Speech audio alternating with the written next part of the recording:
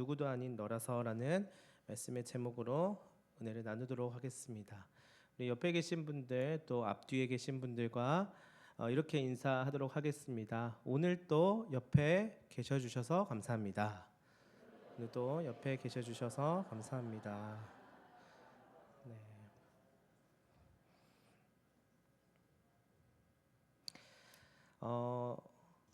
제가 집에서 아이들을 키우다 보면은요, 의도치 않게 아이들로 인하여서 감동을 받을 때가 있습니다. 예를 들면은요, 퇴근 후에 집에 들어갔을 때 문이 열리는 순간 아이들이 이렇게 이야기하는 것이지요. 아빠 오셨어요 라고. 그리고 보고 싶었어요 라고 이야기하는 순간 불현듯 던진 이 한마디에 하루 내내 짊어지고 있었던 피로와 스트레스가 날아가는 것 같습니다. 또한 어쩌다 몸이 좀 안 좋아서 방에 혼자 누워 있을 때면은요, 조용히 방문을 빼꼼히 열고 들어와서 자기가 가장 아끼는 쿠쿠다스 과자를 하나 툭 던져놓고 가기도 합니다. 그리고 뭐 약을 먹어야 될 때는 약봉지에서 약 한 포를 들고 컵에 물을 또 떠가지고 빼꼼히 방문을 열고 들어와서 이렇게 이야기합니다. 누워만 있지 말고 일어나세요. 라고 하면서 거의 뭐 현직 간호사 포스를 풍길 때도 있습니다. 네, 이따금씩 저는 그럴 때면 이런 생각을 하곤 합니다. 언제 이렇게 컸지? 엊그저께만 해도 분명히 손 안에 들어오는 그냥 아이였었는데, 애기였었는데 이제는 이런 말도 할 줄 아는구나라는 생각을 합니다. 요새는요, 아침마다 전신 거울 앞에 가서요, 자기 옷 매무새를 보고 머리를 정돈하면서 자기 나름대로 이제 멋을 부리기 시작하였더라고요. 그러면 이제 제가 괜히 옆에서 한마디 합니다. 뭘 거울을 보고 그래? 넌 안 봐도 괜찮아. 이렇게 그냥 한마디 했는데 이제 아이가 이렇게 얘기합니다. 아빠는 간섭하지 말라. 이렇게 된통 혼을 내기도 합니다. 한 번은요, 저희 큰딸과 작은딸이 별것도 아닌 거 가지고 서로 싸우길래요, 옆에서 중재한답시고 제가 거기서 끼어든 적이 있습니다. 그래서 나름대로 너가 이걸 잘못했고 언니한테 그러면 안 되고 라고 하면서 훈육을 한 적이 있어요. 그랬더니 갑자기 첫째가요, 문을 쾅 닫고 방으로 들어가는 거예요. 제가 생각했습니다. 제가 7살밖에 안 됐는데 뭐 벌써 사춘기도 아니고 왜 저러는 거야 하면서 고개를 절레절레 하고 있었는데요, 갑자기 방에서 큰딸이 나와서 스케치북을 북 찢어서 크레파스로 글씨를 써가지고요, 저에게 쪽지를 주는 것이에요. 그리고 제 앞에 탁 내려놓고 도로 방으로 들어가 버렸습니다. 이제 막 한글을 곧 잘 쓰는 우리 큰딸이 서툰 글씨로 큼지막하게 적어놓은 그 쪽지에는요, 이렇게 적어져 있었습니다. 건들지 X. 네. 그리고 그 옆에 해골 모양으로 그림을 그려놓더라고요. 건들지 말라는 말이죠. 게다가 해골 그림까지 그렸으니 뭐 거의 최악이다, 이런 메시지를 전하고 있습니다. 이건 뭐지? 생각했어요. 건들지 말래요. 기분이 좋지 않으니까 말을 걸지 말라는 것입니다. 거칠게 스케치북을 뿍 찢어가지고 메시지를 전달하는 그녀의 얼굴은요, 참으로 비장했습니다. 그러나 다행히 길지 않는 시간에 제가 최대한 그 메시지를 수용해서 건들지 X를 실천하였고요. 그리고 나서 큰딸이 좋아하는 초콜릿을 가지고 방문을 다시 좀 열어서 초콜릿을 보여주면서 기분을 풀어주었습니다. 이렇게 예상치 못하는 말과 행동을 하곤 합니다. 어느새 이 아이가 커서 자기도 이제 컸다고 나름대로의 생각을 얘기하고 고집을 또 부리기도 하는데요. 저는 이 아이가 무슨 짓을 하여도 이쁘고 귀엽고 사랑스럽기만 합니다. 왜냐하면 사랑하는 저의 딸이기 때문이죠. 제 자식이고 그냥 존재만으로도 저에게 아름다운 삶의 의미를 부여하여 줍니다. 그런데 우리 하나님께서도 우리를 바라보실 때 그렇습니다. 제가 엊그저께까지만 해도 어리기만 하고 미숙해 보였었는데 어느새 저렇게 성장했나라고 우리를 바라보시기도 합니다. 뿌듯한 마음으로 우리를 여겨주십니다. 때로는 우리가 서운한 마음이 들어서 하나님 건들지 X, 건들지 마세요. 저 지금 기분 안 좋거든요 라면서 토라져 있을 때에도요, 금방 우리의 마음 가운데 오셔서 위로와 사랑을 불어넣어 주시기도 합니다. 살살 풀어주시고 또 회복하게 하십니다.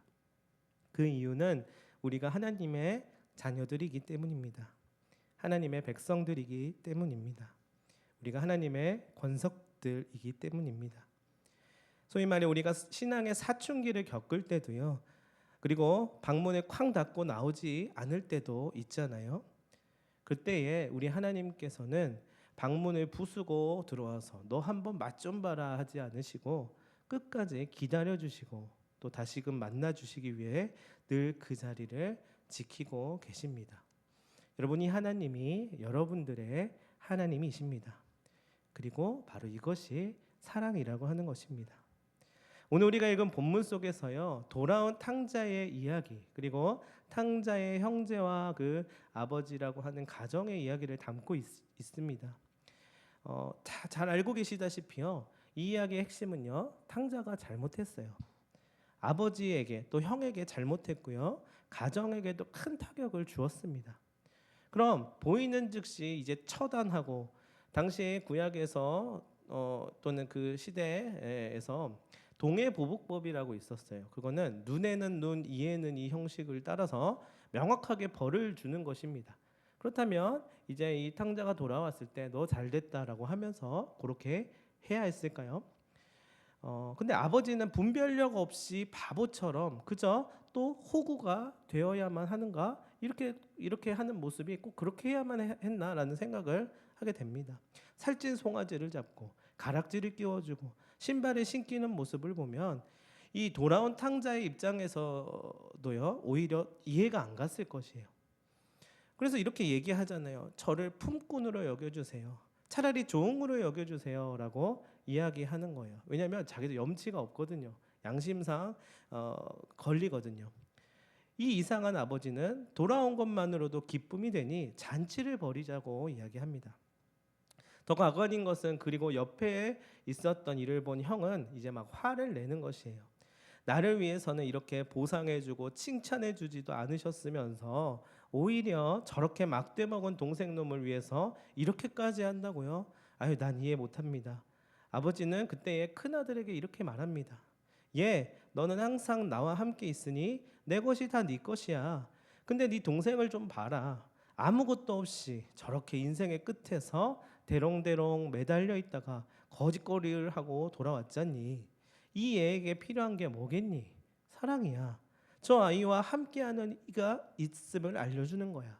비빌 언덕이 있음을, 기댈 가족이 있음을 느끼게 해주는 거야 라고 말합니다.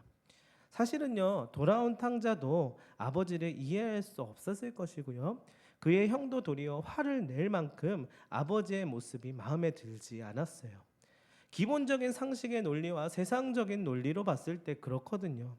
조건이 좀 충족되어야 하고요, 합당한 이치에 맞아야만 보상이 주어지잖아요.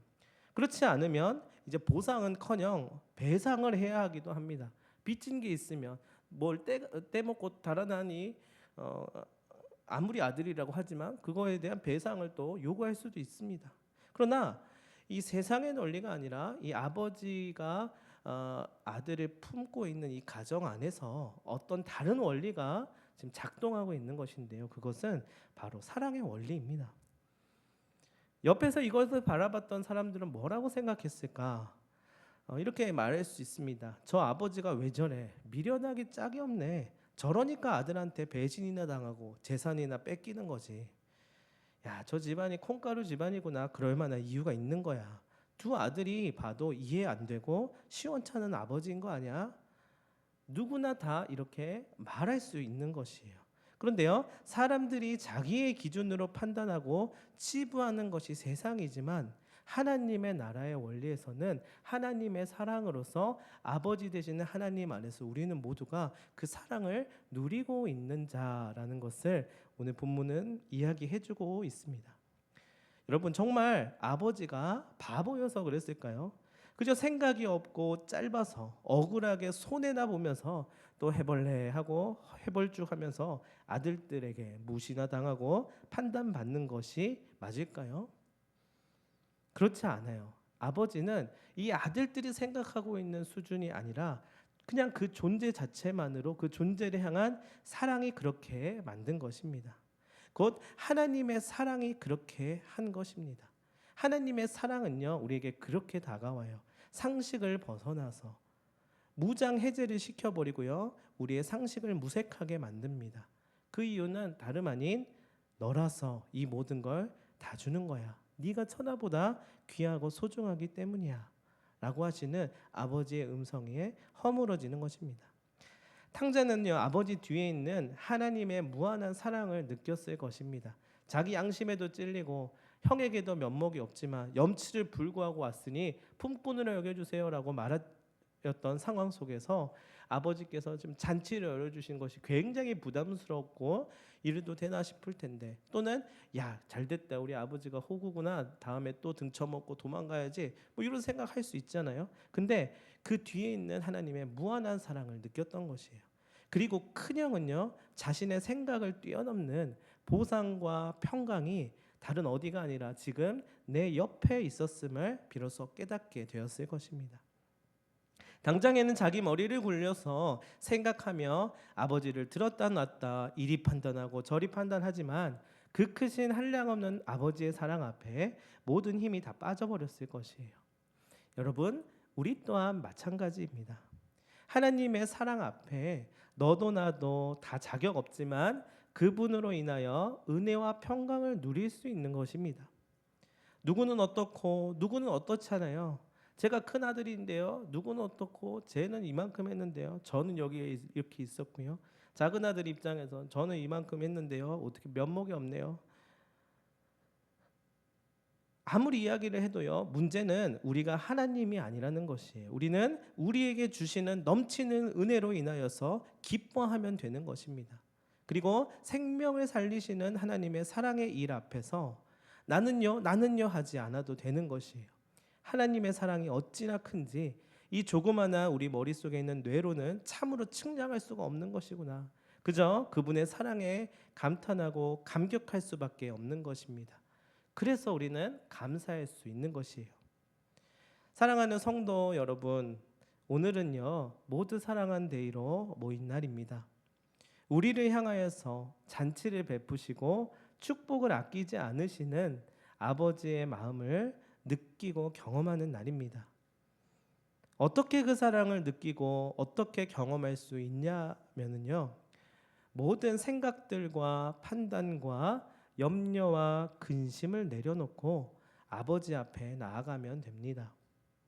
내가 판단하였고 내가 생각하였고 내가 재단하였었던 사람들과 상황들과 여건들을 다 내려놓고 우리 모임 가운데 내 옆자리에서 함께하고 계시는 하나님이 다른 어디에도 아닌 우리 가운데 계셨구나를 확인하고 또 더 사랑이 필요한 자를 불러주시고 기도하게 하시는구나라는 것을 우리가 깨달을 수 있게 되면 좋겠습니다.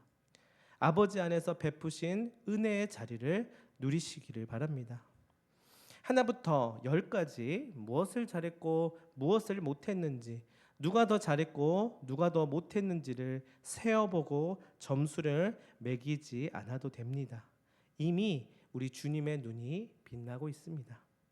너의 존재가 지금 이 성전에 와서 아버지의 집에 와서 나의 안에 거하고 있음을 기뻐하시는 것입니다.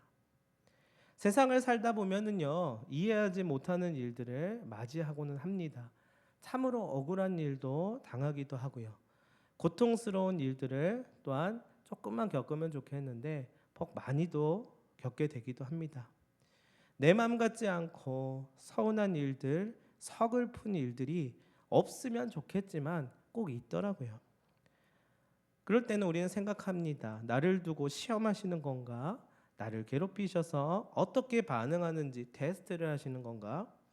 할 말도 참 많아지고요. 하나님 앞에 나아가서 참 따지고 싶은 것도 수없이 많겠지요. 건들지 X 종이를 써서 하나님 앞에 두고 방문을 걸어 잠그고 하나님 어떻게 하시나 이제 지켜보는 우리의 마음이기도 할 것입니다. 그러나요, 정말 주님 앞에 나아가서 주님 앞에 서면은요, 결국 모든 것들이 다 녹아내리는 사르르 사라지는 그런 마법이 일어나게 됩니다. 왜냐하면 우리를 마주하시는 그 하나님은 우리를 사랑하시는 아버지 하나님이시기 때문입니다. 그분 앞에서 그저 하염없이 울면서 나를 사랑하시는구나, 이 사실, 다른 게 아니라요. 나에게 투자하셔서 나를 키워서 이제 가업을 어느 정도 더 키우시고 뭐 내가 어떻게 성공해가지고 뭐 그런 계산은 우리나 하는 것이고요. 하나님은 그냥 존재 자체만으로 기뻐하시고 다른 어떤 것도 아닌 하나님이 나를 사랑하시는구나, 이 사실만을 우리에게 늘 깨닫게 하십니다. 이 사실을 두고두고 또한 돌아보게 하십니다.